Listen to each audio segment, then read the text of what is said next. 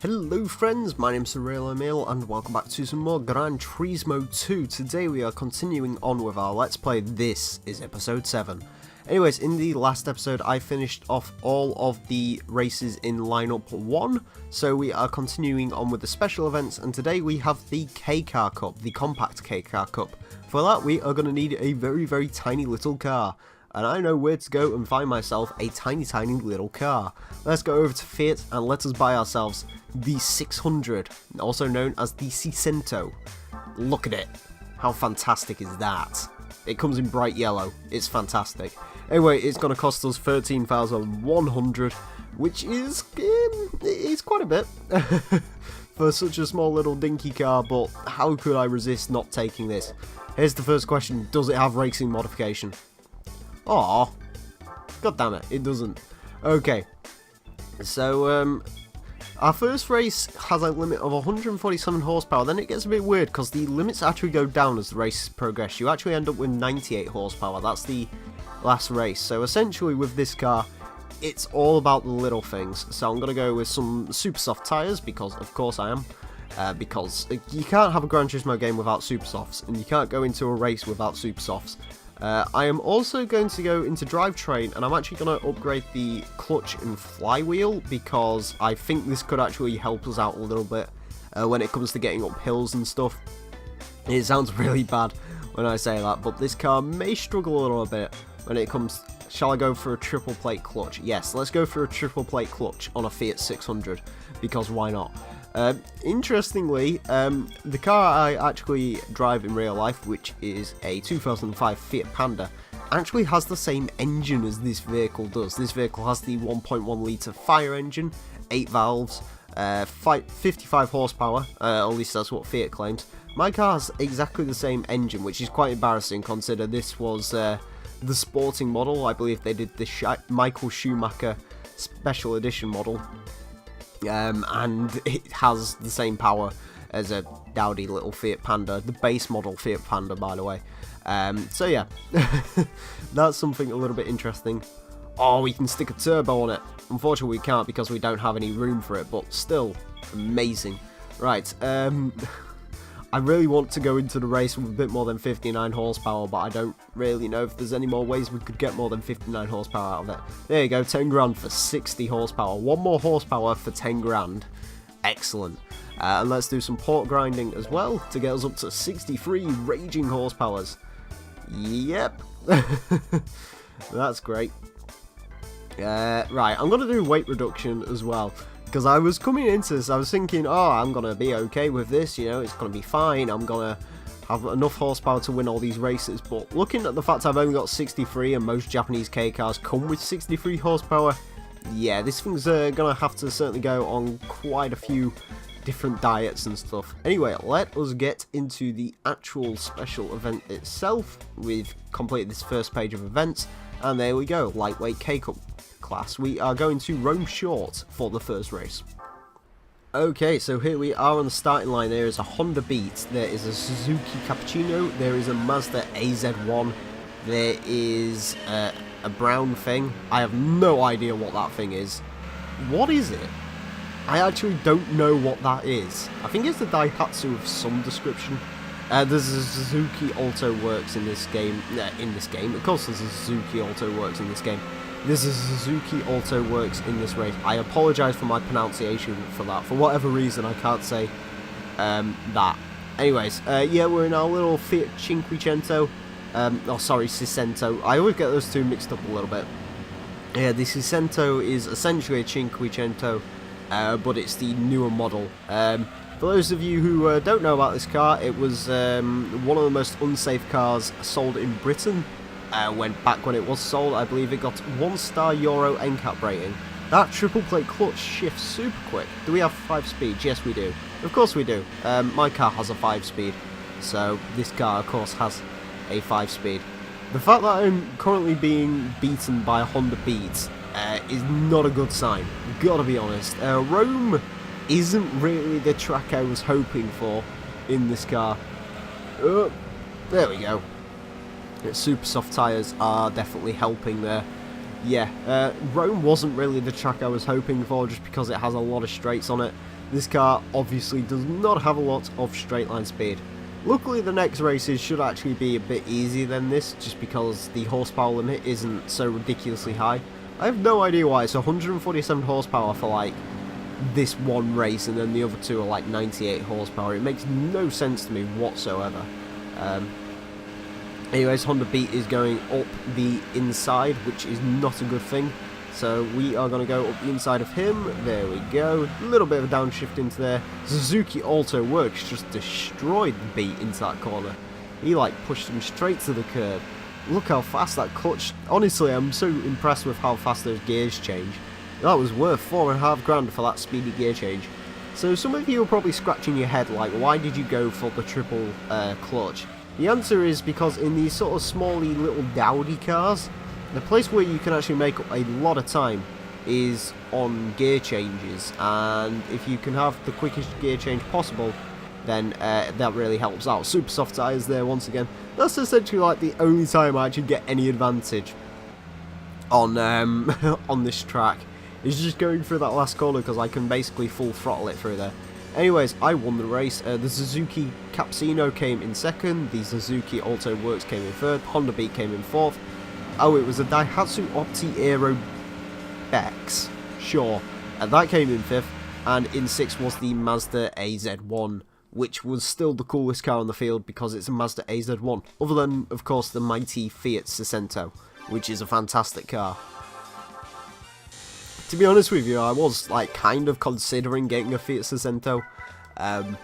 Like I said, they do the Michael Schumacher editions, and they're really fun little cars. But the Panda is like just that, but it's got 5 doors, and that's one of the things I really wanted in a car was 5 doors. Don't ask me why, but I did. So yeah. Anyways, let's head over to the garage and see what we have won, because of course we got a prize car for that. We got a Muggin Beat. Yes, because of course we have. It looks slow. That's about the nicest thing I can say about it. I believe we might need this though for a one-make race at some point. So I'll keep it in the garage for a little bit. We only get like $2 grand for selling it. And it's not like my garage is filling up or anything, so there's no point of really selling it at the moment. So yeah, we won't do that. Anyways, we move on next to the Seattle Short Circuit. Okay, we have a thing in this. There's lots of things in this race. I don't know what any of these are because they're all Japanese K cars. There's a Suzuki Wagon R, because of course there is. There is a Suzuki Auto Works. There is another Beat. There is a AZ1, but it's the wrong version of it. And there is whatever the hell that thing's supposed to be. I think that's a Honda Life, but don't quote me on that because I don't know. Anyways, you're about to see where my flywheel comes into use, because of course Seattle is a very hilly circuit, and I think my flywheel will pay dividends here, but we'll have to see. I love that AZ1. I don't know why, it's just such a dorky looking car, but it is quite cool. I can imagine most of the K cars are actually quite fun to drive. Like, admittedly, I don't know, I've never driven a K car before. I think like the only real K cars we get in England are the Suzuki wagons. The rest of them just sort of don't really get bought over here. I saw a Suzuki Capsino in, oh god, where did I see it? I was coming out of a petrol station, and I actually saw a Suzuki Capsino in England, which was quite cool, considering, like, I need to check this. I've been saying to myself I need to go on Wikipedia and check this out. I'm fairly certain they never sold the Capsino in England, although I really can't confirm that. Apparently I changed down gears, thanks PS3 controller, being terrible as always. I am about to be overtaken by a Mazda AZ1. Yes. I will say something though, this race is a lot easier than the last one. Try not to bang into there because I need to get all the momentum up. Wow, look at the Suzuki Wagon R and the Honda Life van. They are having a massive battle.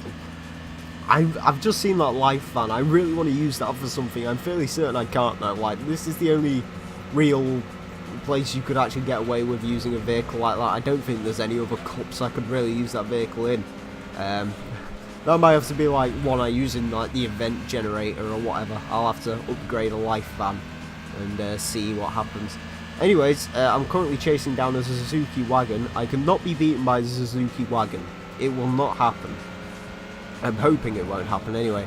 Full throttle through the corners. I can be faster than you can in your silly little box van. Is he going into pit? I thought he was going into pit. I genuinely did. Because of the way he was then. I needed a good run off this final corner. I didn't really get it. That Suzuki Alto works is extremely quick. This is another one of those races where I need to constantly look behind to make sure I don't get overtaken. But thankfully I didn't. I'm across the line. Okay, so the Fiat 600 came in first, Suzuki Alto in second, Suzuki Wagon in third, Honda Life in fourth, Mazda AZ1 in fifth, and the Honda Beat came in sixth, which is quite surprising. I thought the Honda Beat would be a bit quicker, considering that has like the most power. Speaking of that, aren't these K cars supposed to be only like... They're supposed to be limited to 63 horsepower, yet the Mugen Beat had 61 horsepower. I'm fairly certain the standard Beat has about the same amount of horsepower, so what the hell did Mugen actually do to that vehicle? I mean, I can't imagine it needs its brakes upgrading or anything, because it's not like it can gather enough speed to actually warrant being stopped. Anyway, let's go over to the garage and see what we have got. Prize car wise, we have got a Mazda Demio A-Spec. Fantastic. This is a vehicle I know I'll definitely need for a later on race. So that shall be staying in the garage. And let's head back over to the special events. And we will be competing in our final event for today, which is at Tahiti Road. Okay, so we are on the start line, and we have in this race a Daihatsu Polore, a Suzuki Key Works, a Mugen Beat, a Suzuki Capsino, and there is also I believe that's an AZ1, another AZ1, which is fair enough.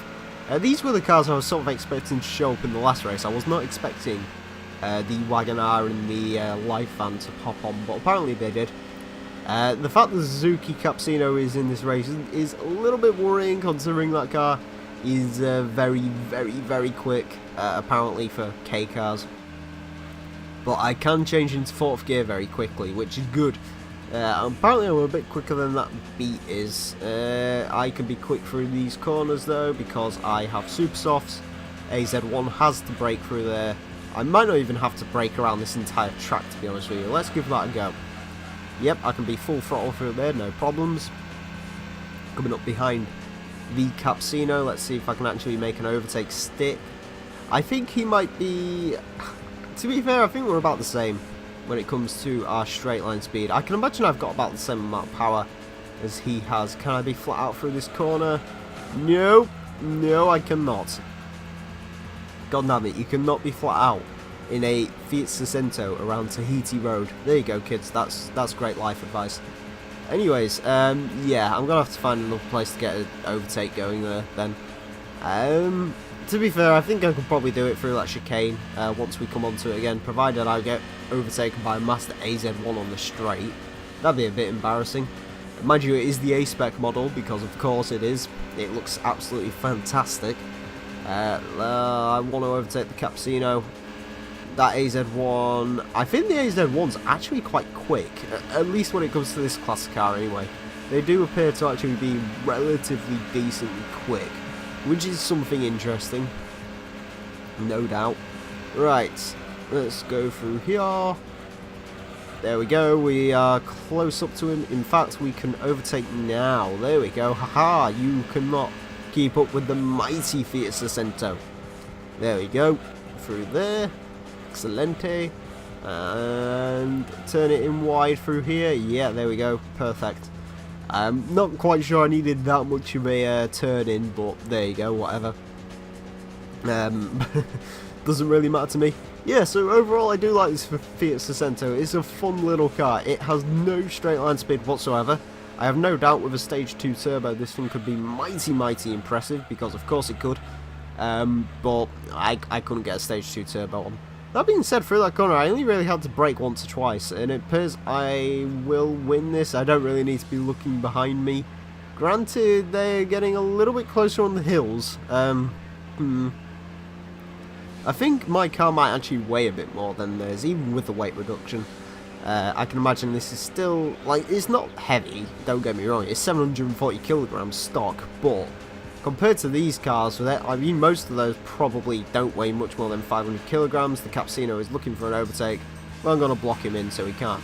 Anyways, the leaderboard, second comes the Capsino, third comes the Key, fourth comes the Beat, fifth comes the Cuore, and sixth is the Mazda AZ1. All, again, relatively tight pack on that race, which is nice to see. Lots of close racing. Did have me worried for a second, but nah, who am I kidding? They didn't have me worried. Anyway, we get another 7 grand, and we get a new car. Let's go and find out what it is. Okay, let's head over to the garage and see what we have got today. What have we got? We have got the Mugen CRX2. Hooray, hurrah. Don't really need it, to be honest with you, but we'll keep it around in case I do. Anyways, friends, that is it for this episode. Oh, I've just forgot. I need to show you the information. Apparently, this is worth 3 grand. Huh. Anyways, I'll just quickly show you the information. Pause here. Pause here. There you go. Excellent. In a time that no Lamborghini can match. Huh.